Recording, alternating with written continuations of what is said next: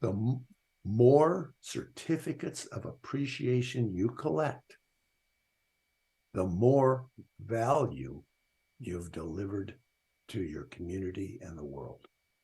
Now, of course, there's fraud and cheating and stealing and all that. But I'm talking about good-hearted people who deliver value and get certificates of appreciation. There's no guilt, there's no shame, and you can do it with your head up and your shoulders back and say, my job is to deliver value, and to measure that, I'm going to get certificates of appreciation. Hi, and welcome to Helping People Perform, the podcast that gives you fascinating insights into those people whose chosen vocation is to help others perform at their best.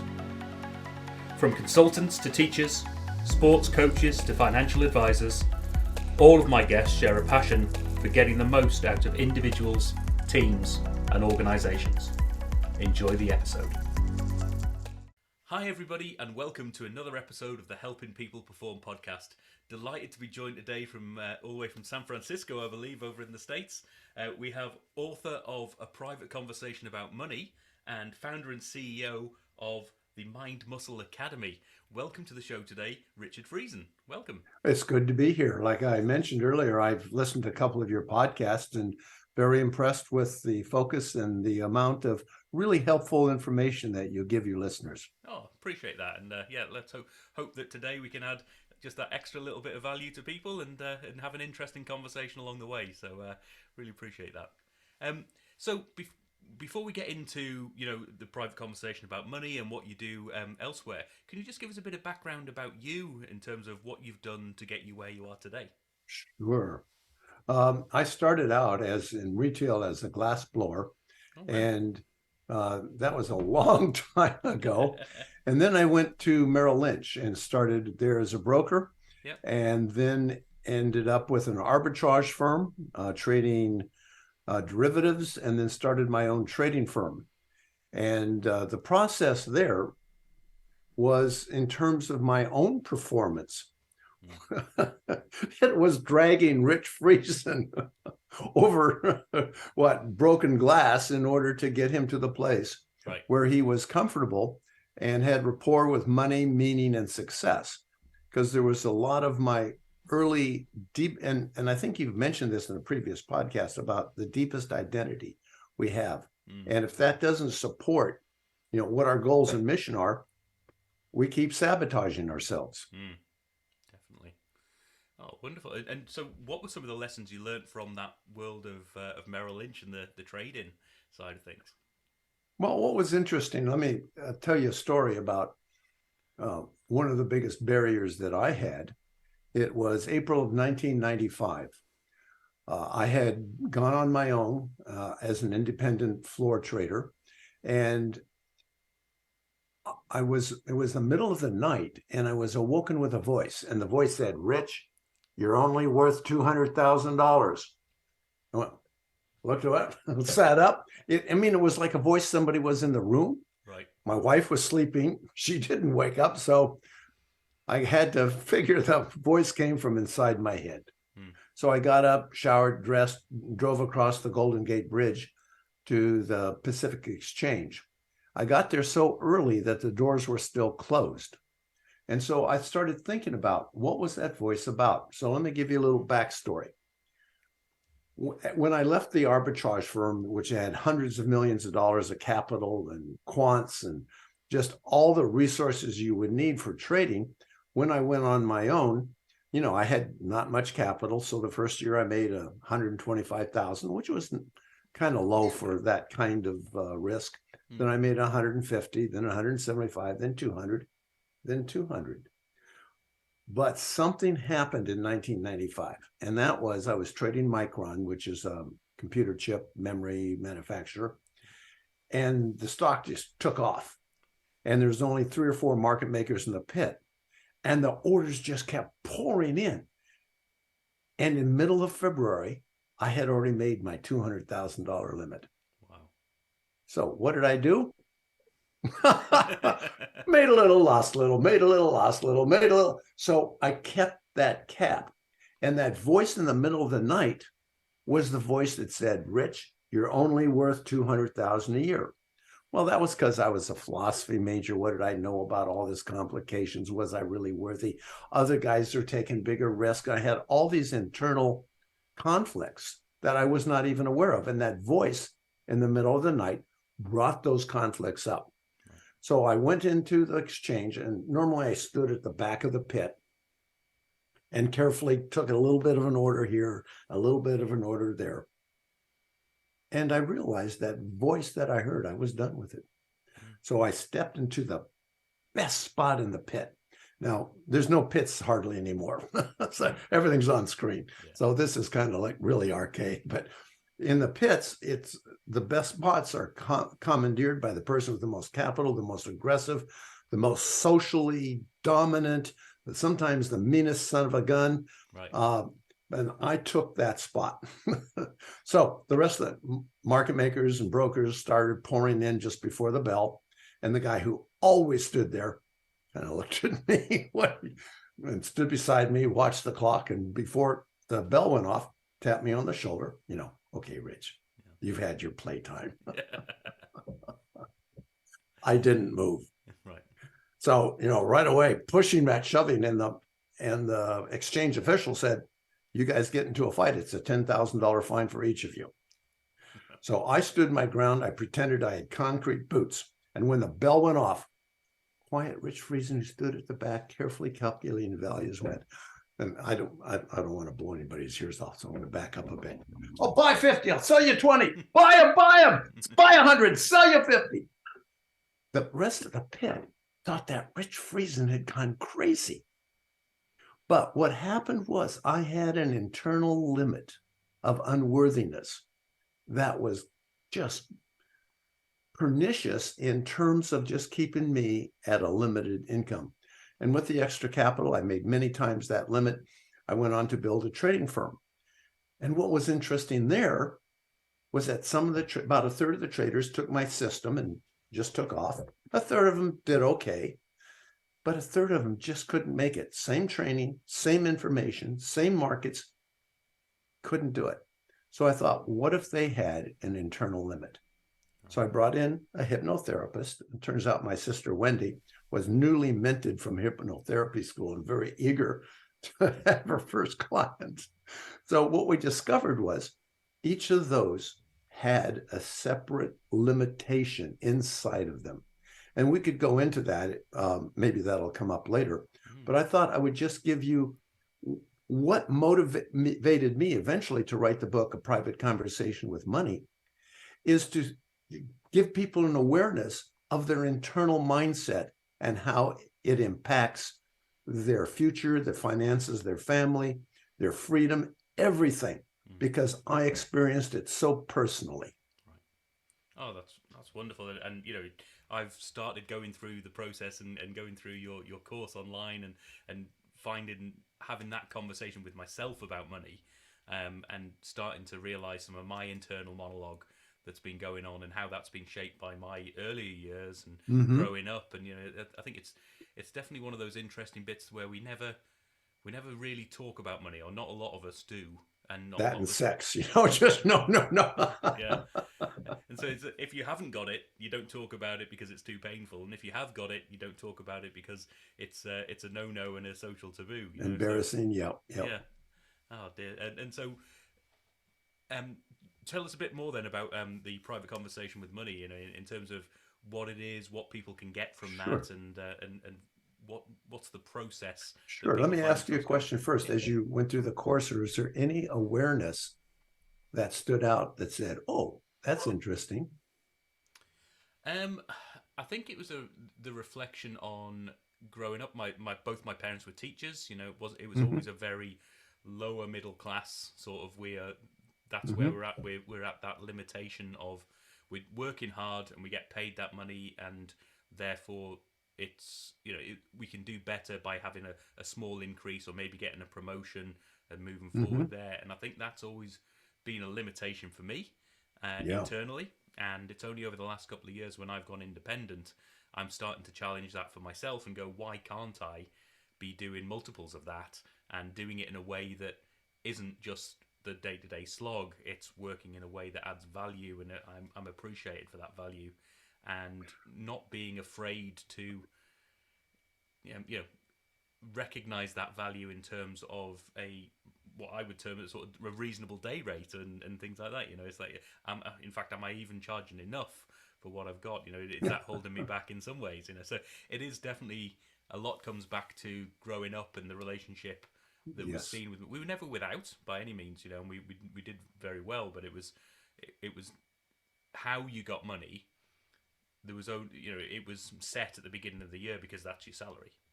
And that's always been the mindset that I've grown up with and been exposed to, and it's interesting. Well, you've just opened the door here to so many conversations, and I appreciate your willingness to just open up and be honest here.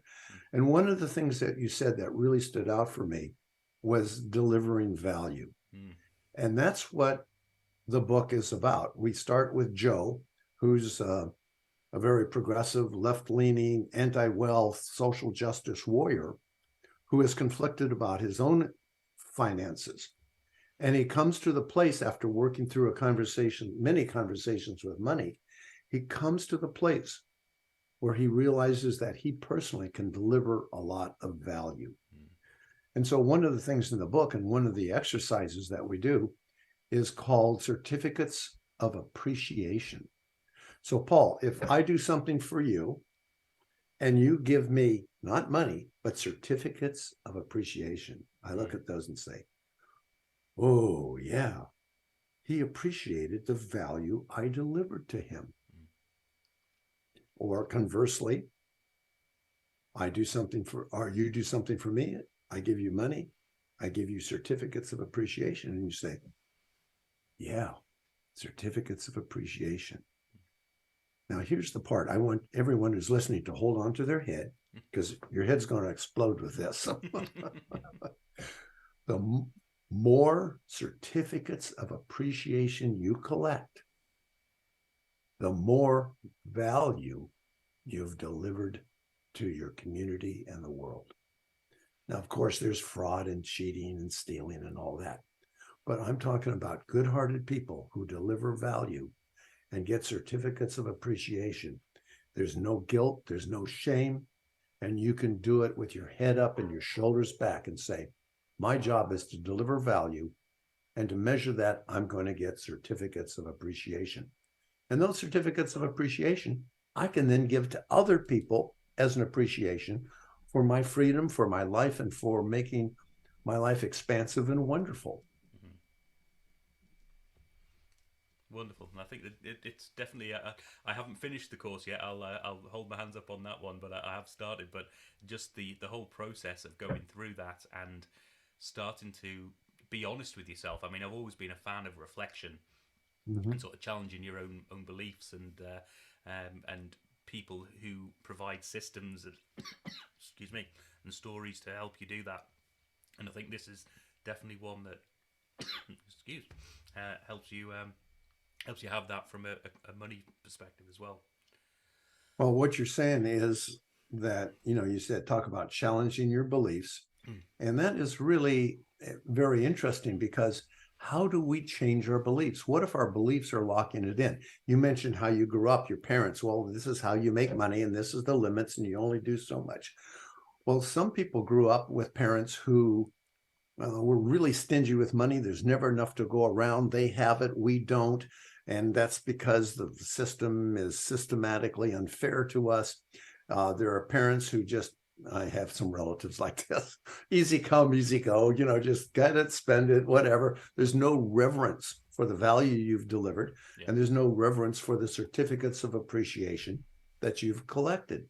So we have our educational system, we have our peer group, and especially I'm assuming in Britain that it's similar, that we have a huge cultural and political divide here.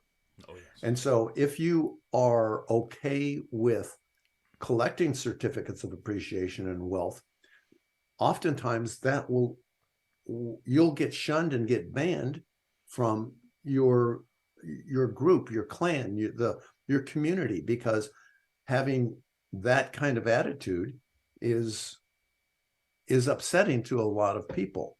So given all these conflicts from family, peer group, education, community, our cultural divide, oh my gosh, how do we go from that and step into rapport with money? And so what I've done in the book is, rather than just lecture people, this is what you should do, I've taken the character Joe and have him struggle and push back and fight and give all the counter arguments and do everything he can so that people can follow Joe along and do the exercises with him, so they can actually come to a place where they're have more rapport with money, meaning, and wealth. Wonderful. Yeah, and I think it doesn't, the whole subject for me doesn't necessarily mean that you are going to change who you are, you're going to be greedy or anything like that. It's just, it's something that is really important that we understand about our own relationship with money, how that affects our relationships with others, and how that affects how we can bring value to the world as well. Yeah. Well, what you brought up, he says, you won't be greedy. It won't change who you are. But that is a fear that many of my clients have. Oh, can I use the word asshole? I'll become an asshole. Feel free. if I have money. That's what my fear is. I'll become a jerk. I'll become one of them. Yeah. So part of the work I do with my clients and in the book is to do just what you said. Hey, you can still have a good heart. You can care about people. Money gives you a tremendous amount of freedom to express the values, not just delivering value, but the deepest values you have. And that, that becoming a jerk just isn't part of this, that we can ameliorate that fear is there because of just all the subconscious programming that we've been given. Yeah. Wonderful. And you talk there about, when you're working with clients, who are your clients typically? Who do you tend to work with, and what's their background? Yeah, since I started out as a trader and an investor in the markets, that my initial clients were hedge fund managers, money managers, active traders. But what's interesting is that the issues they face, because they get immediate feedback. there's no question whether they're effective. Their psychology shows up in their trades. So we're able to then to look at the internal processes that people have. And I was able to take those and expand it to entrepreneurs, to career-minded people, and even working with people who are in financial stress, because their mindset, and especially if there's been trauma in the past, there's a lot of belief systems. And then we have the neurochemicals that are depressive, and to invite them into a new world. And to do that, we use guided imagery to allow them to step into a new place of meaning and expansion, so that they can actually taste it. It turns out that we have a survival mechanism, and I have this myself, is that what we learned to survive when we were growing up, that survival mechanism says, yes, we made it. And we made it with this survival mechanism. But now that we're older, what that survival mechanism says is, I'm not going to let you die. I'm going to keep creating the world in a way that I can have my job and protect you with my old survival mechanism. For example, grew up, my mom was depressed, not happy at all. And so I grew up trying to please her and get noticed and do all that. So as a result, I grew up as a pleaser, paying attention to people. I could hear when the loudness of the cabinet doors closing downstairs in the kitchen would tell me how depressed she was. That kind of sensitivity. Yeah. So I had that programming inside of me. So my survival mechanism says, how can I recreate that in the people that I know in order that I can survive? I know this sounds crazy. Everyone's going to say, oh, that's nuts. Nobody's going to do that. But that's what comes up time and time again, that we create a world that we know we can survive. Yeah. And I think if we all reflect on that, truly reflect on where we are now, I think I'm certainly finding the truth in that for myself just as we're having this conversation. So yeah, it's definitely something that rings true. So in terms of things like the Mind Muscle Academy and other things you do, how does that all fit in? Is it all connected with the private conversation with money, or is that aligned? It's interesting in working in the financial world is that I created the infrastructure, the online courses, uh, the coaching methodologies, the group work, and then as I saw the cultural issues around money, and I wrote the book, all that infrastructure just moves over, and I just create new content. So it's it's all dealing with the human brain and our human condition. And I like to think of it that there's just some programming bugs in our brain left over from our tribal and clan heritage.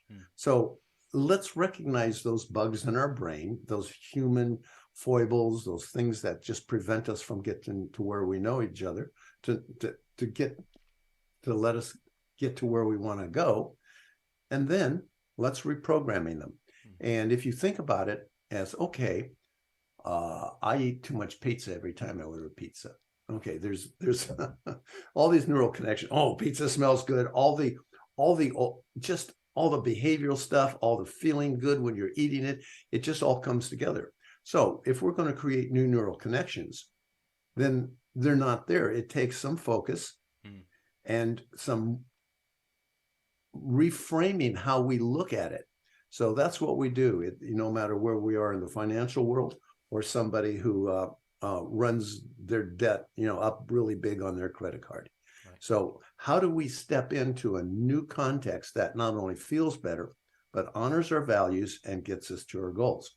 So I don't use discipline, shoulds, willpower, resolutions, because those set up that we're fighting each other. As soon as I say, I should do this, that means there's a part that says, no, Rich, you shouldn't do that. You're not going to do that. So rather, we set it up so that we create visually, kinesthetically, however I can do it, a state that just feels better and gets you to your goals, so that it actually feels good to step into it. But the survival mechanism says, and you're not going to believe this, and that's okay. Our survival mechanism says, I know I can survive this horrible world I've created, but damn it, I don't know if I can survive that wonderful one.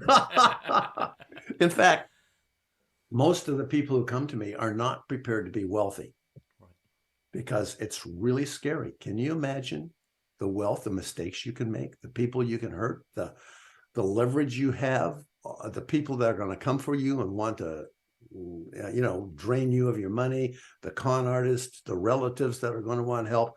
All of a sudden, you're stepping into a world that is filled with brand new conflicts and problems.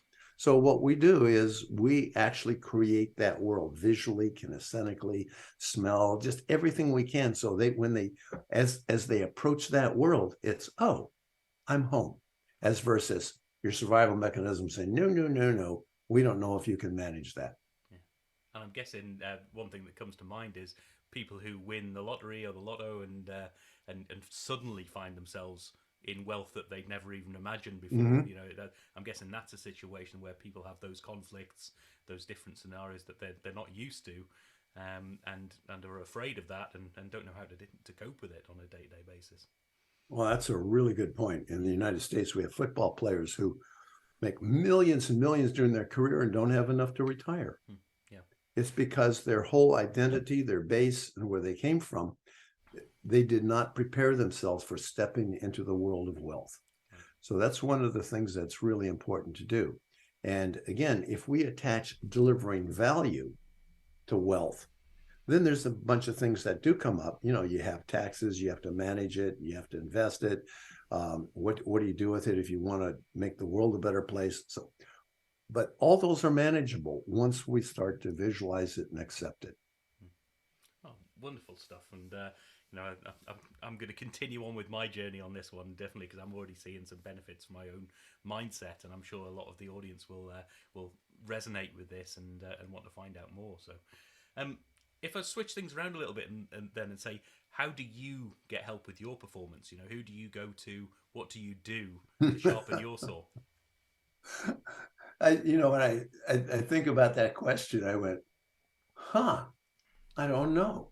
But then it occurred to me that I run live online Zoom groups, and every now and then I'll turn the tables and I'll say, I'm really stuck here.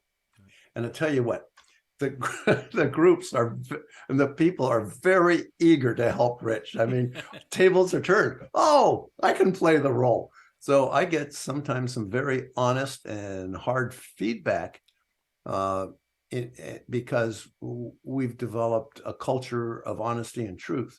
So it's I play the two roles, one the facilitator, and the other is right. Like right now, I'm running a group called Healing the Political Divide, and boy, am I getting a lot of feedback on that. So, and that's the I'm tempted to write the book, Healing the Political Divide. So, what I'm starting out with is a group who gives me feedback, and they're just good-hearted people, and I just love them to death.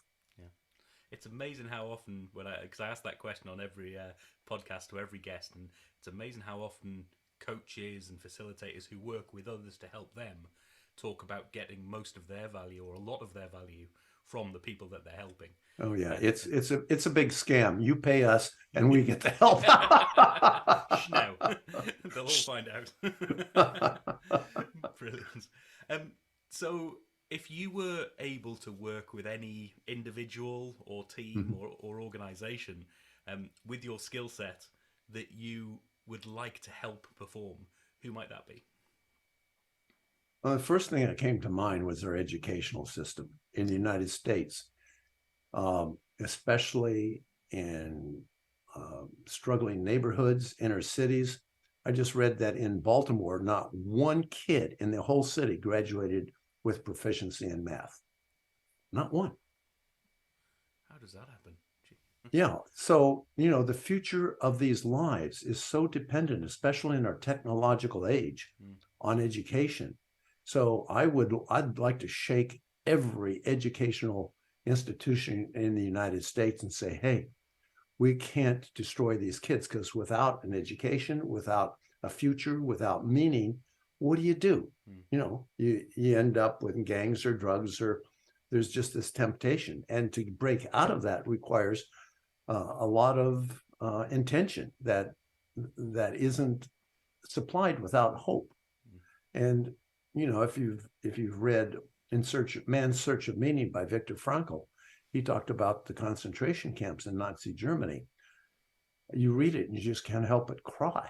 I mean, the horrors, just unspeakable, unthinkable. And yet the people who had meaning, who had a vision for the future and had hope, were the ones that tended to survive. And so giving that to everyone. So I would start with the educational system. And I really believe that we need to introduce competition and allow people to choose their own, parents to choose their own educational institution, because the current one has just failed miserably. And for the future, it's going to even be worse. No, I mean, what a challenge, and I think one that certainly isn't just one that's prevalent in the States as well. That's definitely something that's an issue here in the UK and many places around the world. And I think just listening to what you say there, one of the things that came to me was those who have hope, it's very difficult to actually get that out of them. And you mentioned the concentration camps. You can do everything you can. If people have got hope to hold on to, it's a very difficult thing to get off them. Yeah. But if you haven't given them hope or the opportunity for hope in the first place, then there's nothing there, is there? Oh boy, you couldn't have. I'd like to underline that and highlight that. I think that is, if we walk away from this discussion today with one thing, I would like what you just said to be the core of our discussion. Oh, beautiful. And let's flip that question on its head a little bit then. So if you were able to sit down and have a drink or a coffee or a meal with somebody and learn from them so that they could help you perform in whatever manner that means to you, who would you like that to be? Oh, maybe successful authors. Writing the book and working with people is my pleasure. Marketing is it's a whole different world. I mean, I could spend my life, what's left of it, and still not even catch up. Everything's changing so fast. So I suppose people who really knew how to market, or or a marketing partner who could guide me through it would be great. Right. No, it's an important part and something I've learned, and it's quite often you think if I build it they'll come, and actually no, that's not the truth. There's only 1 trillion books being published every hour. Yeah. What can you do? Cool. And finally then, how do people find out more? How do they find out about the book, about your work, and how do they connect with you? Yeah. In fact, what I did is I created a webpage just for your listeners. It's called conversations.money/perform. Conversations.money/perform. And there is a coupon for a free, so the online course will be free for them. And they can always email me, Rich, R-I-C-H, at mindmuscles.com. And I'd be happy to respond and work with anybody that's interested in developing more rapport with money, meaning, and success. Fantastic. And as always, I'll make sure those links are in there, and a superbly generous offer for all our listeners here. And just speaking from my own experience, having started the process of this conversation with money for myself, I can just highly encourage anyone who's out there just to give this a go, to have a look, take Richard up on his fantastic offer there for access to the course, and then and get in touch. And like all of my guests so far, the generosity not only with their offerings, but their time to connect afterwards, and to take that opportunity to do reach out. If you're thinking of reaching out, reach out to these people. You won't be disappointed with the response, I'm sure. So, well, what you said is so important. Especially people who have internal limits, is, oh, I couldn't reach out to him. Oh, I couldn't do that. Oh, but you can. You can reach out to anybody, and I encourage you to do that. Yeah. No, I had I think I shared this story on another podcast as well, but I was once on a facilitation group, and there was an absolutely fantastic guy. He's a guest, and his episode will be coming out shortly. And he said in that group, "Here's my mobile number. Call me. Let's have a conversation. I don't care what it is." And I just, something, again, a bit like yourself, just snapped in my head and said, I'm going to do it. Why not? And I phoned him up. He was like, first he was like, I'm just serving dinner to my kids. Can I call you back? And sure enough, 5 minutes later, we're having a conversation, and it's been a fantastic relationship since. And, you're only ever one connection away from just reaching out to people. It's so easy these days. Yeah. Oh, man. Full of wisdom. Thank you. Well, Richard, so much to learn from this conversation, but also from the book and the course and everything that you do. So really appreciate your time today and sharing your story. So thanks for being on the show today, Richard Friesen. Well, thank you for all the hard questions. They're the right hard questions to ask, so I appreciate it. Thank you, sir. Thanks for listening to today's episode. If you liked what you heard, then please give the podcast a rate, review, and share. I'm Paul Teasdale, and from sausage making to banking, oil and gas to Formula One, I help people perform. If you'd like to find out more and have a conversation, contact me via helpingpeopleperform.com.